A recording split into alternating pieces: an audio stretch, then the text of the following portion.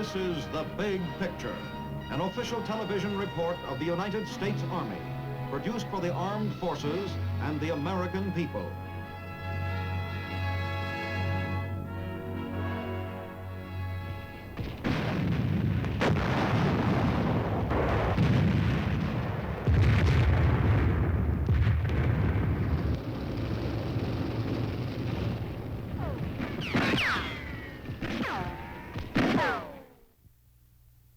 Control of the land has been indispensable to victory in war throughout the history of man and his struggles.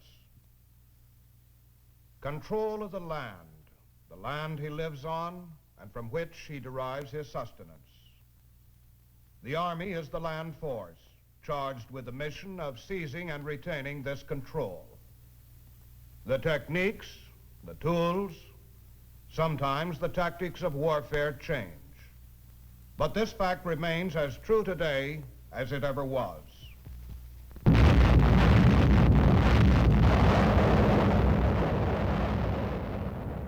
Yes, even today, in the age of the atom, that fact remains.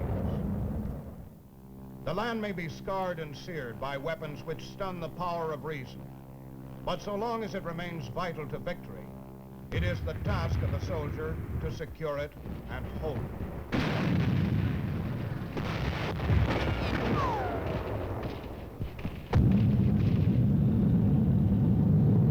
The battlefield of the future, if it exists, may well be an atomic battlefield. That brutal fact has forced upon the Army the absolute necessity of testing both men and tactical concepts under atomic conditions. In nuclear explosions over the last few years, the Army has learned much about the response of the individual soldier. Out of the special needs imposed by atomic conditions, the need for the wide dispersion of forces, for instance, the structure of a combat force in the field, has been developed to provide a mobility and a fluidity that troops in warfare have never had before. This new unit is called a Pentomic unit, shaped and trained to meet the demands of warfare on an atomic battlefield. Today, the big picture camera swings to the barren flats near Desert Rock, Nevada, where in the latest atomic blast, the concept and the problem were met. For the first time, one of the new Pentomic organizations was actually employed in the field in conjunction with an atomic detonation. This is Infantry Troop Test Smoky.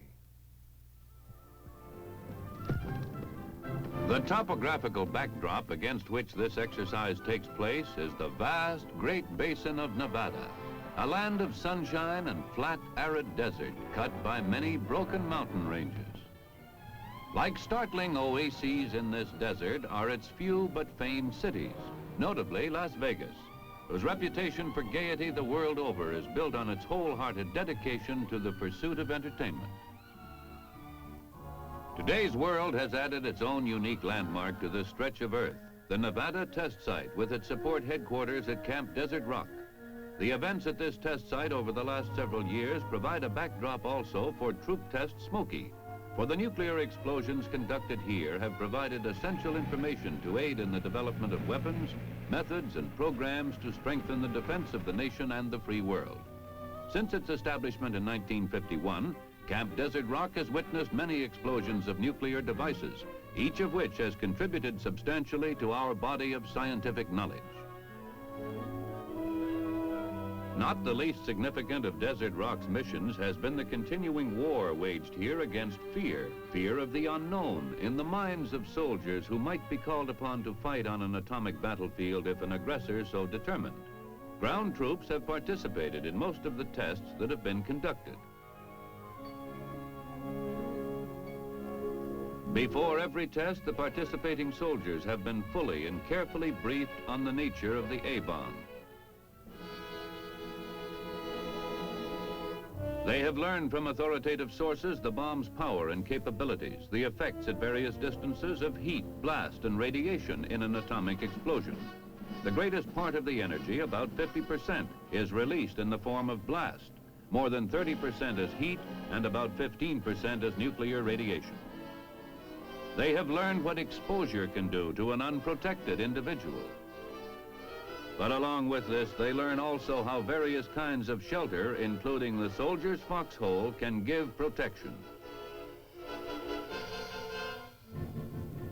This kind of information, based on fact rather than uninformed hearsay, goes a long way toward dispelling unreasoning fear. An exercise conducted several years ago illustrates the character of the tests that have taken place and of the performance of men well trained to know exactly what to expect and what is expected of them, how to conduct themselves for the greatest measure of safety. Not only foot soldiers, but armored and other units as well have participated in the Desert Rock exercises, giving the exercises the character of realistic training from which the troops benefit, and at the same time enabling the Army to add to the knowledge that is essential in shaping forces capable of fighting under atomic conditions.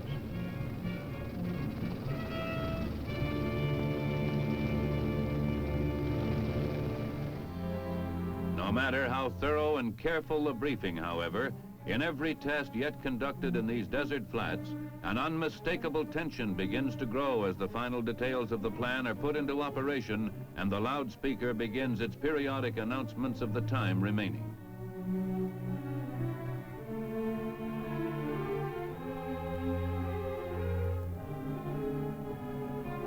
Minutes before H hour, everyone gets ready. Troops and equipment both take cover.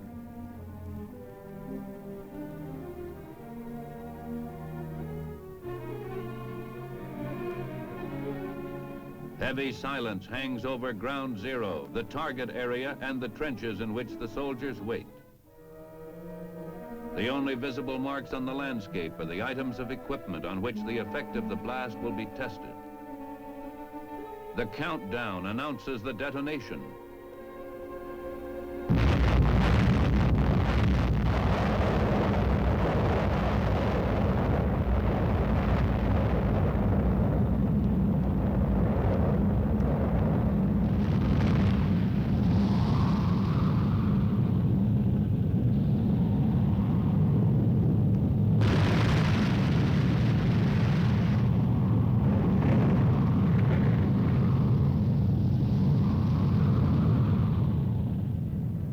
Men who have experienced their first atomic explosion, moving out of their trenches toward the blast area with the mushroom cloud still hanging in the air, have acquired an invaluable first-hand knowledge of the effect of nuclear devices and have participated in an historical development of prime importance, the adjustment of the United States Army to the atomic age. The most recent tests at Desert Rock involved the use of one of the Army's new Pentomic units. Advance elements of the 1st Battle Group, 12th Infantry, arrived by truck from Fort Lewis, Washington, to take part in Troop Test Smoky.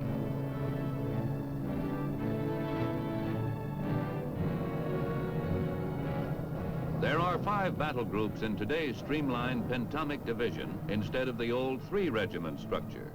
Each battle group is a highly mobile, semi-independent group designed to operate with maximum effectiveness over the widely scattered distances that atomic weapons would make necessary.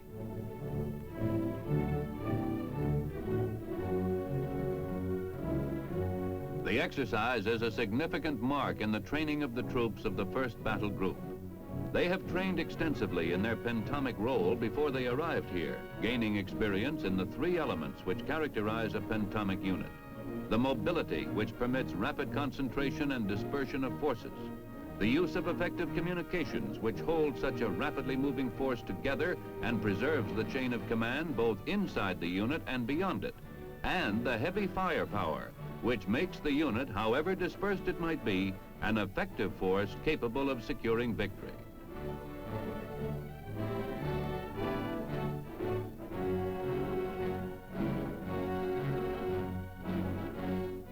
None of the training of these troops has been conducted under actual atomic conditions, however. Now, as they set up in the tent city beneath Desert Rock's blazing sun, they are ready to test their unit under the conditions that created it. Actually, only one of the unit's Pentomic characteristics, Its mobile capability will be employed in this exercise.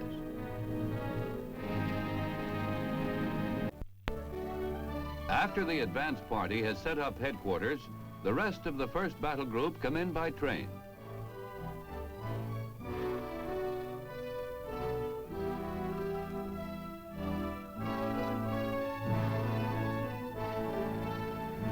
Now, once again, Camp Desert Rock is an active post. In the lulls between atomic tests, the camp is almost a ghost camp with only a skeleton crew stationed here to keep it in operation. With the scheduling of an atomic exercise, however, its tent compounds fill up quickly with participating and support troops. In the days before the blast is scheduled, trained radiological safety called RadSafe troops draw their equipment. These men, whose duty it is to detect and measure radiation and warn of excessive amounts, will be the first to enter the detonation area.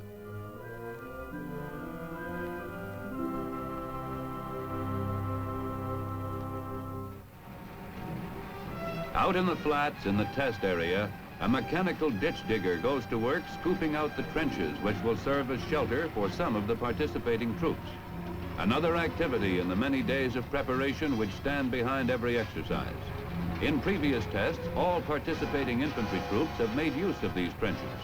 In Smoky, however, which will test the facility with which a fully mobile unit can move into an atom-blasted area, the assault troops will be a much greater distance away, and these trenches will be used by engineer and other support troops and observers. Even if the trench were much closer than it is to ground zero, it would provide a good deal of safety, for Earth offers protection against the effects of atomic explosion. Microwave equipment for television transmission is set up. Television is one of the facilities with which the modern Army is able to maintain a communication system in the field far surpassing the communications of World War II. Functioning as an active and accurate scout, television can relay information visually and immediately to the commander.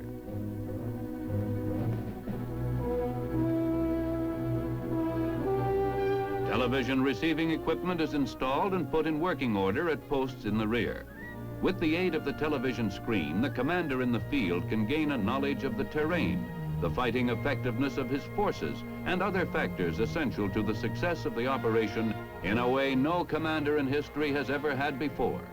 During this exercise, television coverage will be available not only to the commander, but also to observers here to witness the event, including members of the press.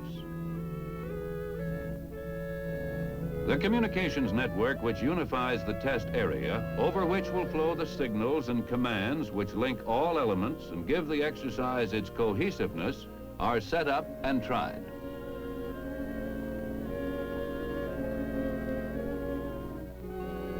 A final check of all points is made. Now the test site is ready for Test Smoky. With everything in readiness, there is time for relaxation and enjoyment before the exercise begins. For those who wish to indulge in active sports, the heat is no deterrent.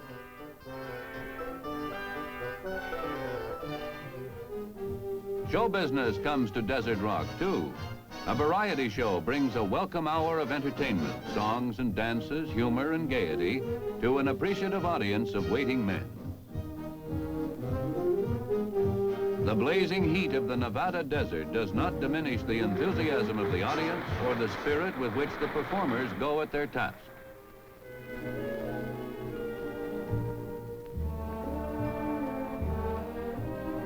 The hot, dry outdoors can even take on the more intimate characteristics of a cozy nightclub.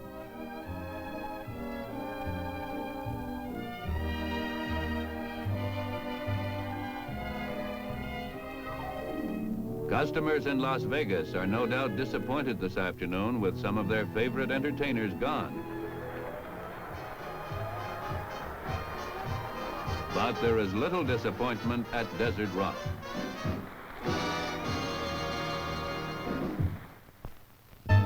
At dusk before the big day, an atmosphere of quiet waiting pervades the tent city. In front of headquarters building, a flashing blue light signals that the test will go off as scheduled. the troops of the 1st Battle Group move out to the test area.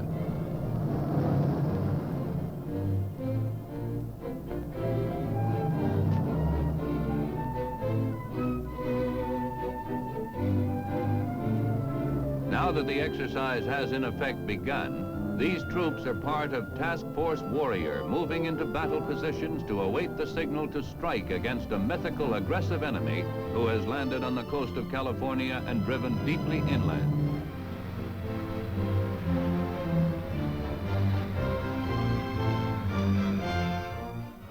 At the assembly area, the troops debark to settle in for the wait that will terminate finally with their advancing into the atom-blasted area. The detonation is scheduled for shortly before dawn.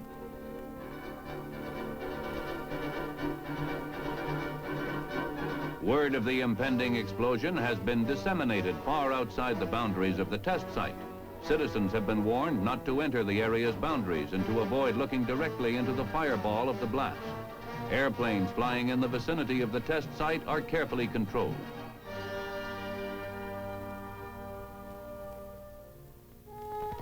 Chow in the growing dusk settling over the flats brings an end to the day. Dusk on the desert is always a reflective time, this one perhaps a bit more than most. A kind of loneliness invades this stretch of desert earth, particularly in the sudden chill of the long night. Everything is ready, but in the minds of men who are about to become part of an awesome experience, fundamental questions remain. What seems to be the trouble, soldier? You look a little bit worried. Well, I am, Chaplain. Just a little bit. Actually, there's no need to be worried, as the Army has taken all of the necessary precautions to see that we're perfectly safe here. Sir, have you ever been out on one of these shots before? Yes, I've had the opportunity to see a number of the atomic tests. I feel that as a chaplain, it is my responsibility to be with my men. What's it like, Chaplain? First of all, one sees a very, very bright light, followed by a shock wave, and then you hear the sound of the blast, and then it seems as though there's a minor earthquake. And then you look up and you see the fireball as it ascends up into the heavens. It contains all of the rich colors of the rainbow, and then as it rises up into the atmosphere, it turns a beautiful pale yellow, and then assembles into the mushroom. It's a wonderful sight to behold. Finally, in the pre-dawn hours before the blast, the observers load on buses back at the camp for the trip to the test area. Observers include members of the press and also representatives of civilian defense organizations. For this test, in addition to contributing to the development of weapons for military defense, is designed also to provide important data contributing to a sound and effective system of civilian defense. The observation area is some 18 miles behind ground zero, still near enough for a close-up view of the explosion. And finally, just before dawn, H hour.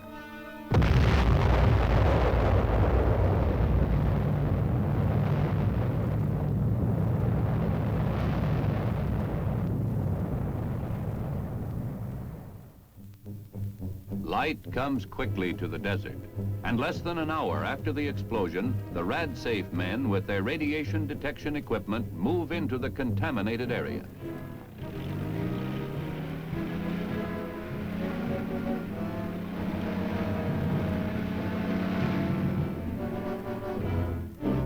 Highly trained in the use of devices that have come with the atomic age, these experts measure the Roentgens in the area to be taken by the assault troops. Roentgen is the unit of measurement used to determine an amount of gamma radiation. They use signs and markers to indicate areas that are safe, as well as those locations that are too highly contaminated.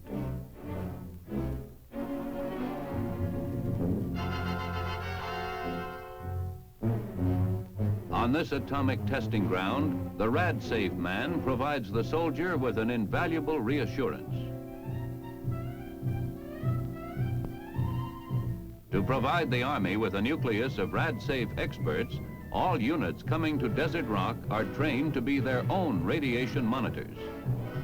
RadSafe's detection work is completed. Task Force Warrior can begin to move. The engineer troops who have been huddled in the forward trenches during the detonation now move out quickly and press forward into the objective area, the area through which Task Force Warrior will soon be moving. The mission of these engineer troops is to search the ground for mines, which are then marked and cleared. The mines here were planted by the mythical enemy to block the approach of our forces. The atomic age brings many changes to the battlefield, but not everything changes. There are still indispensable functions that have nothing to do with atomic warfare, such as the patient, painstaking, laborious task of clearing minefields in the path of troops on the attack. The troops of Task Force Warrior move out from the assembly area immediately after the blast, while the RadSafe teams and the engineered troops are doing their work. Their intermediate destination is the loading zone, where they will wait for the helicopters which will transport them to the assault area. The tactical situation behind Troop Test Smoky is this. The mythical enemy, which has landed on the coast of California, has made a deep penetration close to supply, special weapons storage, and missile launching installations in the vicinity of Las Vegas and Hoover Dam. United States forces have seized the initiative in the Quartzsite Mountain area and have made plans to launch an attack to destroy the aggressor force east of the Sierra Nevada mountains. The tactical commander decided at this point to use an atomic weapon in his assault on the enemy. It was this weapon which was detonated at dawn. The mission of these men, the soldiers of the Pentomic Task Force Warrior, is to move as quickly as possible into the blasted area and exploit the breach in the enemy lines.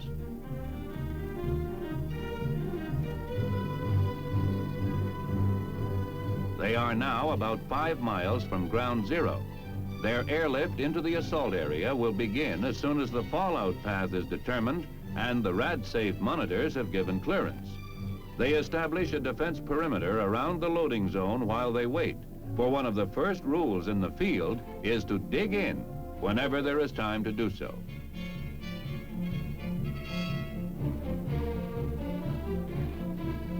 Weapons are set up and ready to fire.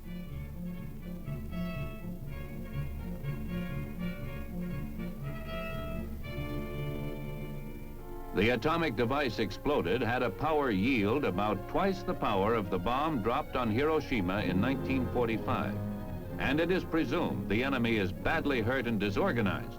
Still, our forces must prepare themselves for any attack, for there is always the possibility that even an enemy blasted by an atomic weapon will be able to get help.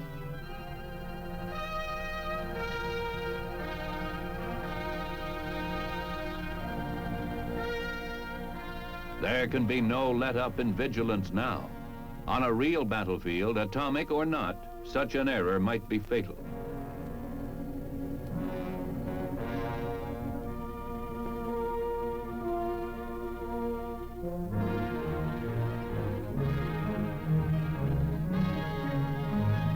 Now the defense perimeter is secure. The command to move out to the objective comes. The final stage of the exercise is signaled by the smoke pots of the Pathfinders, another new group of technicians brought into being by the Pentomic Army.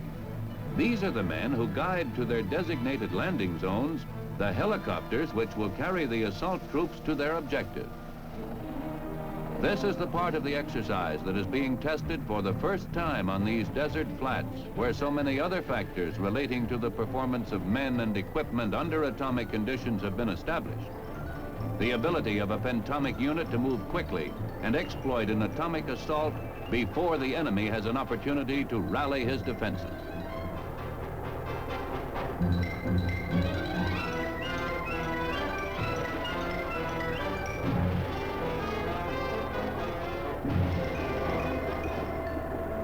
The helicopter gives this mobile ability to the Pentomic unit. These men are 5 miles from their objective, perhaps the distance they would be on an actual battlefield in a war in which atomic devices were used. A day's march over rough terrain would bring them to their destination, but by that time, the initiative gained by the powerful weapon might well be lost.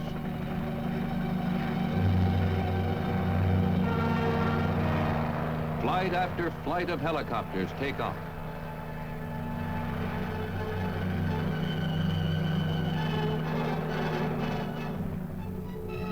Flying independently of the terrain, not in the least intimidated by impassable land or washed out bridges, the helicopter in a matter of minutes permits the troops to cover distances which under other circumstances would take hours to travel. Prior to this flight, other helicopters have conducted reconnaissance over the objective area, the traditional role of the cavalry, performed in a manner specifically tailored to the demands of modern war. In the Pentomic Army, every division has its organic aviation. The mobility provided by these aircraft add a dimension of power to the Army, which would make it as formidable on the battlefield of tomorrow as it has been on all the battlefields of the past on which it has won its victories. The objective is reached. The helicopters touch down.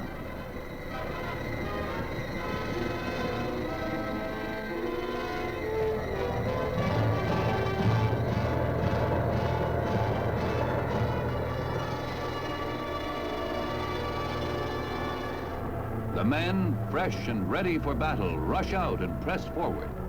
It might be that atomic weapons will never be employed on any battlefield on which our men will fight.